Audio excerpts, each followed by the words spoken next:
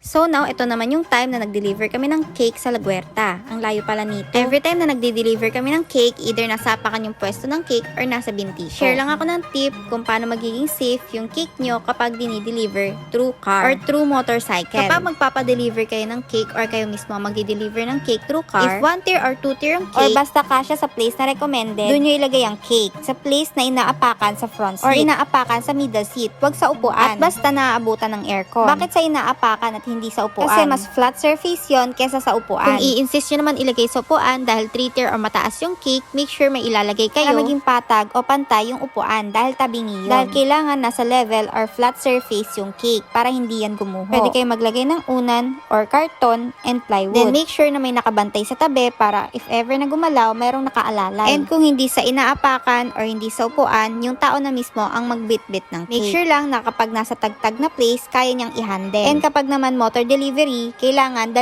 tao ang magdi-deliver ng cake. Isang magdadrive at isang hahawak ng cake. Kaya nga asa na ilagay ng rider yung cake nyo sa insulated bag. Lalo na kung customize yan and tall cakes. Dahil kapag nangyari yon, malaki yung chance na masira yung cake nyo, lalo na pag nasa tagtag na place. Marami nang naging issue about doon. Huwag na kayong manghinayang pa sa delivery charge. Mas manghinayang kayo sa presyo ng cake. Kung naging afford nyo yung customized cakes, dapat isama nyo na rin sa budget yung delivery charge. Or else kayo na mismo mag-pick up para sure na safe yung cake. Mahal po talaga ang delivery fee dahil may assurance naman nyo na safe talaga makakarating yung cake sa inyo. At syempre, ang delivery fee ay nakabase naman po sa kung gaano kalayo yung place nyo. Iba po kasi ang presyo ng delivery fee at handling fee. Handling fee, ibig sabihin, ano mang mangyari sa cake nyo, kami ang in charge doon. Pag car delivery or kami ang nag-deliver ng cake, may assurance po na safe makakarating yung cake sa place nyo. I hope na may natutunan ulit kayo. Thank you so much for watching. Babush!